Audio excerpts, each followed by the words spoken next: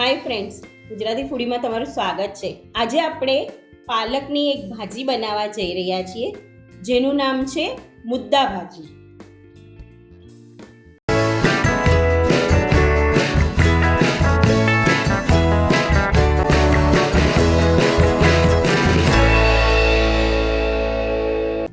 તો ચલો જોઈ લઈએ કેવી રીતે બને છે ભાજી।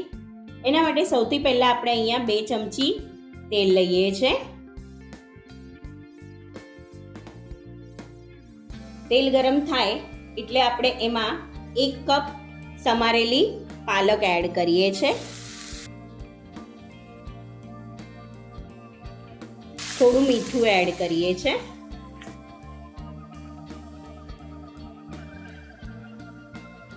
એકથી 2 મિનિટ માટે આપણે પાલકની ભાજીને ચડાવી લઈએ છે।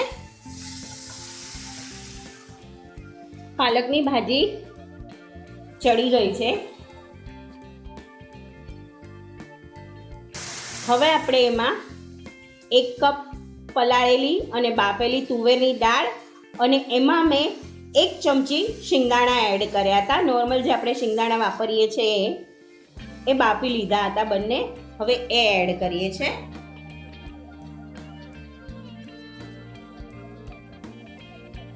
ને આને પણ આપણે 1 થી 2 મિનિટ માટે ચડવા દઈએ છે।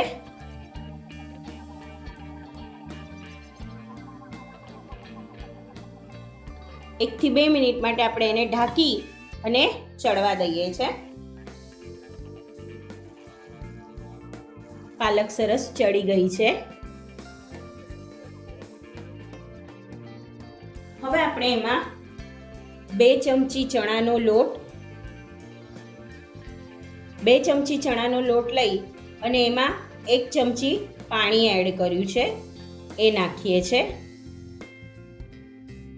ને ફટાફટ આપણે મિક્સ કરી લઈએ છે, જેથી કરીને એમાં ગાંઠા ન પડે।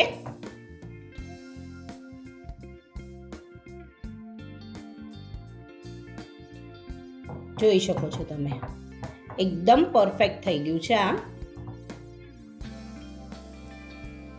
હવે આપણે એમાં અડધો કપ પાણી એડ કરીએ છે।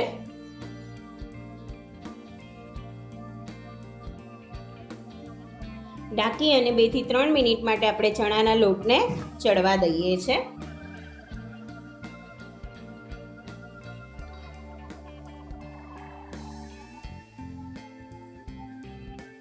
ચણાનો લોટ સરસ ચડી ગયો છે।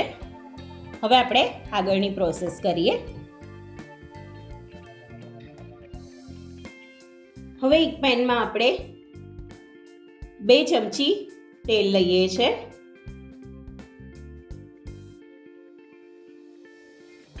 તેલ ગરમ થાય એટલે આપણે એમાં 1 ચમચી જીરું એડ કરીએ છે। 2 સૂકા લાલ મરચાં એડ કરીએ છે।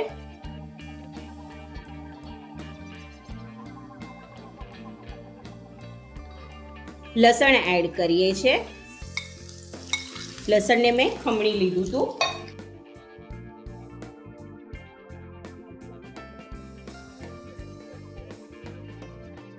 લસણને જરાક આપણે સાતળી લઈએ છીએ, જેથી કરીને એનો કાચો સ્વાદ જતો રહે।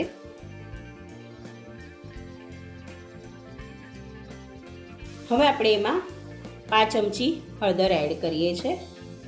અડધી ચમચી ધાણા જીરું એડ કરીએ છે। 5 ચમચી ગરમ મસાલો એડ કરીએ છે। 1 ચમચી કાશ્મીરી લાલ મરચું એડ કરીએ છે।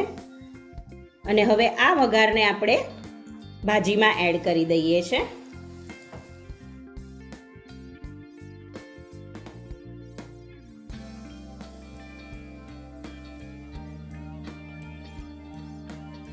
હવે આપણે એમાં 1 ચમચી આંબલીનો પલ્પ લઈએ છે। અડધી ચમચી ગોળનો પાવડર લઈએ છે અને હવે આ બધું મિક્સ કરી લઈએ। મુદ્દા ભાજીને સર્વ કરીએ તો છે ને સરસ મજાની એક નવી ભાજી। તો આ ભાજી તમે તમારા ઘરે ચોક્કસથી બનાવજો અને મને કમેન્ટમાં જરૂરથી જણાવજો। કે તમને કેવી લાગી. તો મળીએ નવી રેસીપી સાથે. ત્યાં સુધી સ્વસ્થ રહો, મસ્ત રહો અને ખાતા રહો. અને હા, લાઈક, શેર અને સબસ્ક્રાઈબ કરતા રહેજો. Thank you. લાઈક કરો, શેર કરો, સબસ્ક્રાઇબ કરો.